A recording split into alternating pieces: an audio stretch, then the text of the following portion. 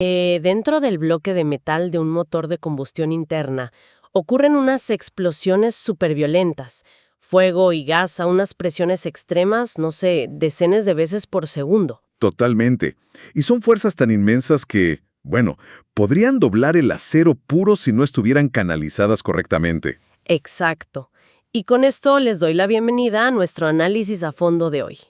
La misión de esta exploración es tomar unos apuntes técnicos de ingeniería bastante densos, específicamente sobre la determinación de potencia, y digamos traducirlos. Sí, vamos a desempacar esto paso a paso.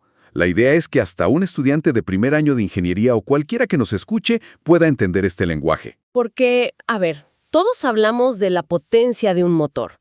Vemos una máquina industrial y pensamos en esa fuerza bruta.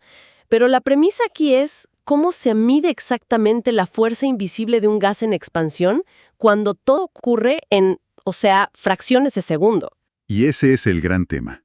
Si conectamos esto con el panorama general, la historia de la ingeniería es, en gran medida, la historia de cómo hemos aprendido a medir lo invisible. ¡Wow! Medir lo invisible. Me encanta eso. Es que para entender una máquina primero debemos entender su idioma. Y el idioma de un motor no son los números directamente. Se escribe con variaciones de presión y con movimiento. Claro.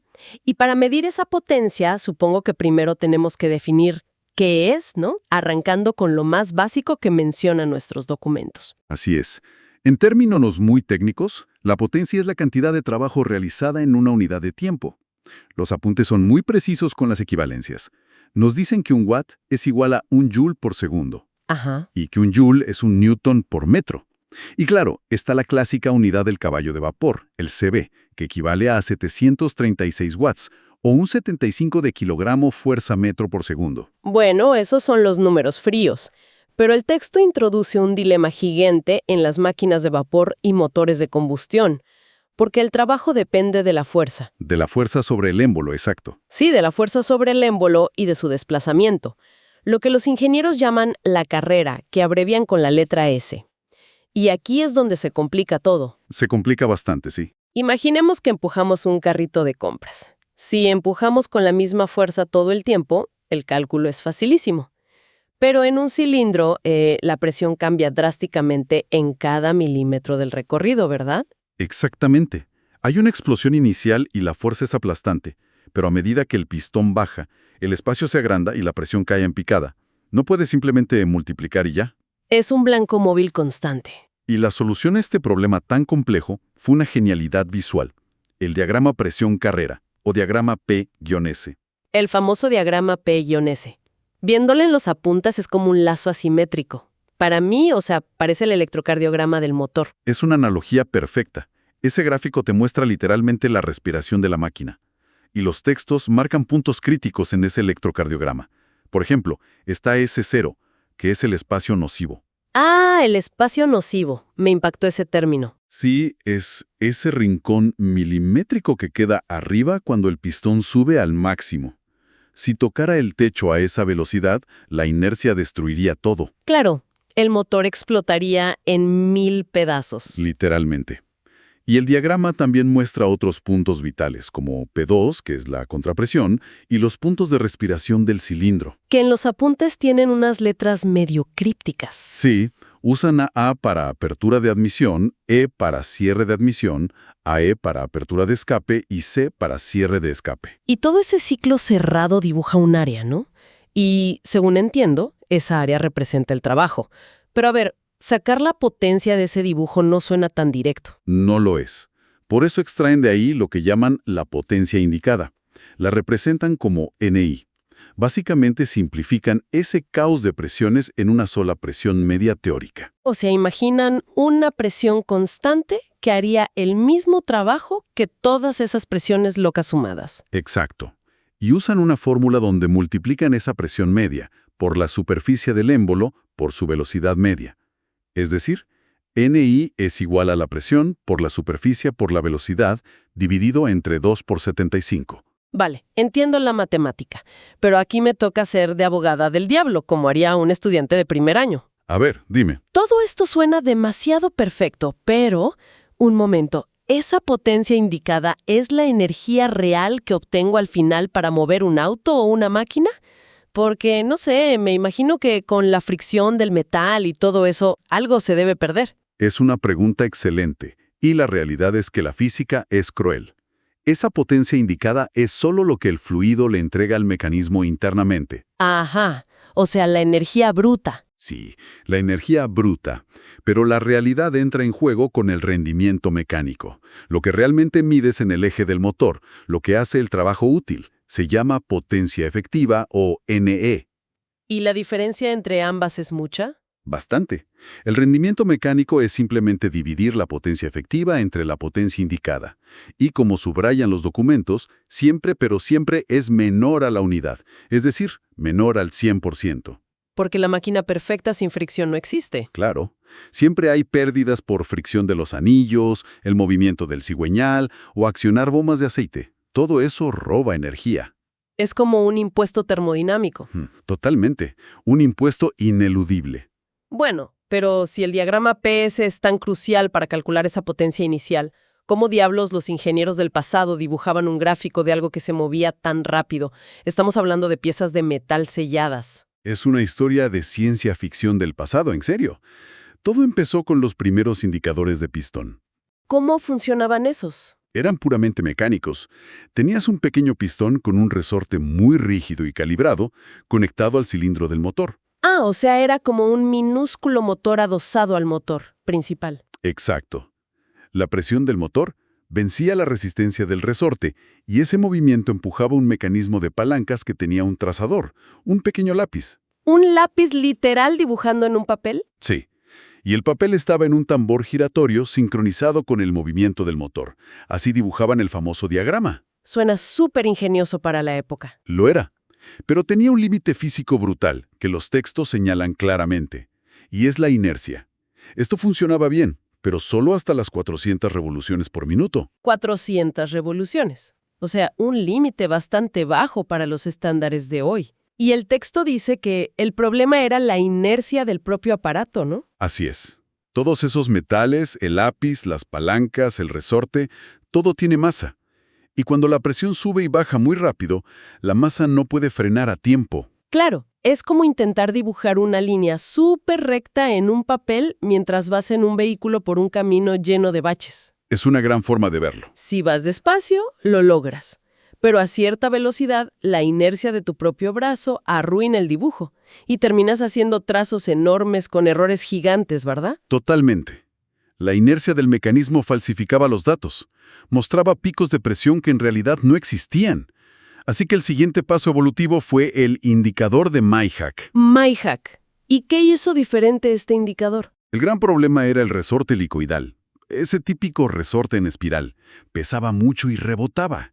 Mayhack lo reemplazó por un elástico emboladizo. Una especie de fleje o regla de acero gruesa. Ah, claro. Como un trampolín rígido en lugar de un muelle. Exacto. Al no tener la forma de espiral, tenía mucha menos masa y una frecuencia natural más alta. Tenía menor inercia, básicamente. Y eso mejoró la velocidad de lectura. Muchísimo. Permitió a los ingenieros hacer mediciones precisas hasta las 2.400 revoluciones por minuto. ¡Guau! De 400 pasaron a 2.400. Es un salto enorme. Fue revolucionario, sí, pero la inercia mecánica seguía ahí. Aunque el fleje era más ligero, seguía siendo metal moviéndose a lo loco. Había que pensar de otra manera, olvidarse de los resortes mecánicos por completo. Y aquí es donde los documentos entran en lo que me parece un enfoque médico para las máquinas, porque introducen el indicador de diafragma equilibrado. Sí, este es un concepto hermoso. En lugar de un resorte mecánico grueso, usaron aire comprimido como contrapeso. Aire comprimido. Sí, tenían un diafragma, una membrana muy delgada. Por un lado le aplicaban la presión caótica del cilindro y, por el otro, aire comprimido constante y muy controlado. Ajá, o sea, enfrentaban presión contra presión. Exactamente. Si en algún milisegundo la presión del motor lograba superar la del aire, la membrana se doblaba a penitas y activaba un interruptor eléctrico. Y eso emitía un clic sonoro en unos auriculares que llevaba el operador. Aquí es donde se pone muy, muy interesante.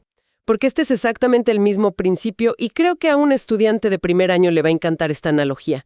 Es idéntico a cómo nos toman la presión arterial en el médico. Ver, explícame esa conexión. Bueno, el médico infla el brazalete en tu brazo con muchísima presión, ¿verdad? Y corta por completo el flujo de la arteria. Ahí no escucha nada. Y luego va soltando el aire gradualmente, muy despacio. Claro, va bajando la contrapresión. Exacto. Va bajando la presión externa hasta que, de repente, la fuerza del latido del corazón es capaz de vencer la presión del brazalete. Y en ese instante exacto, la sangre pasa y el médico escucha el primer latido o pulso. Los ingenieros hacían lo mismo con los motores. Es una analogía brillante y totalmente precisa. El ingeniero iba bajando la presión de su tanque de aire hasta que escuchaba ese primer clic eléctrico del motor ganando la batalla. Y ahí sabían exactamente cuál era la presión máxima. Sí, pero claro, para dibujar todo el gráfico, tenían que hacer esto punto por punto, grado por grado del giro del árbol del motor. Era un proceso muy lento. O sea, no podían ver el ciclo completo corriendo en tiempo real. Era como armar un rompecabezas a ciegas. Exactamente. Era ingenioso, pero no era la solución definitiva para visualizar todo rápidamente. Lo que nos lleva al siguiente gran salto. Porque el método del diafragma requería paciencia infinita. ¿Cómo lograron ver todo el ciclo a altísimas velocidades sin que las partes pesadas los frenaran? Saltando a la luz, entramos a la era de los indicadores ópticos, y el texto destaca el de Watson. ¿Cómo funciona un indicador con luz? La genialidad aquí es que quitaron el lápiz y las palancas, y pusieron pequeños espejos sujetos a las membranas. Cuando la presión oscilaba, los espejos se movían fracciones de milímetro. Ah, y rebotaban luz, me imagino. ¿Sí? Proyectaban un haz de luz sobre esos espejos y el reflejo caía en una pantalla opalescente o fotográfica. Claro, como cuando juegas con un espejo y el sol en la pared. Un movimiento chiquito de tu mano hace que la luz se mueva un montón en la pared. Ese es exactamente el principio. Estaban amplificando la señal ópticamente. Y lo más importante... La luz no pesa. Exactamente. La luz no tiene una masa que genere inercia problemática. De repente podían ver diagramas precisos a más de 2000 revoluciones por minuto sin distorsión mecánica. Eso es fascinante. Pero me queda una duda. ¿Cuál es el estado del arte hoy? Porque me imagino que ya no usamos espejitos y pantallas de vidrio en los laboratorios modernos. ¿Cómo llegamos al diagrama perfecto en la actualidad? El triunfo definitivo es electrónico. Hoy en día usamos indicadores electrónicos. Y aquí abandonamos por completo la idea de usar algo que se mueva físicamente a gran escala. Entonces, ¿cómo leen la presión? Usan sensores piezoeléctricos.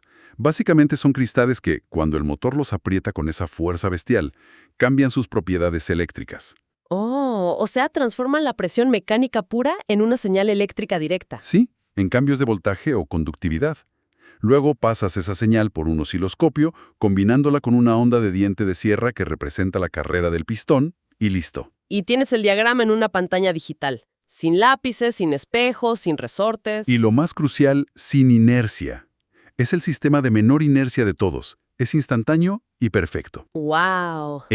Solo para cerrar ese punto técnico, todas estas mediciones modernas, todo este esfuerzo sin inercia, nos permite generar lo que llamamos las curvas características del motor. Que son como el resumen final de la máquina, ¿no? Sí, son las gráficas que nos muestran la potencia, el par motor y el consumo específico de combustible, todo trazado en función de las revoluciones por minuto. Es la cédula de identidad del motor. Me parece increíble. Creo que si sintetizamos todo este viaje de hoy, empezamos intentando entender cómo algo tan caótico como una presión variable puede hacer un trabajo útil. Y descubrimos el diagrama PS. Exacto, el electrocardiograma. Luego vimos que la teoría y la realidad no cuadran por culpa de las pérdidas y el rendimiento mecánico. La máquina perfecta no existe. Claro, y después trazamos esta fascinante carrera armamentista técnica. Empezamos con pistones mecánicos torpes, fuimos a diafragmas de aire, luego a haces de luz rebotando en espejos, hasta llegar a osciloscopios y cristales. Todo ese esfuerzo, décadas de evolución, solo para poder dibujar un simple diagrama venciendo a la física de la inercia. Es una locura cuando lo pones en perspectiva. Lo es.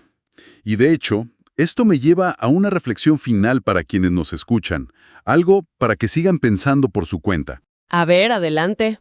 Lo que resulta fascinante aquí Es como nuestra capacidad de entender el mundo físico está directamente atada a la velocidad y ligereza de nuestras herramientas de medición. La historia de estos indicadores nos enseña algo profundo. ¿Qué sería? Que a veces los fenómenos ya están ahí frente a nosotros. Las fuerzas del motor siempre estuvieron ahí. Lo que nos faltaba era inventar los ojos correctos, libres de inercia y prejuicios pesados, para poder verlos realmente. Esa es una forma brillante de cerrar. Totalmente cierto.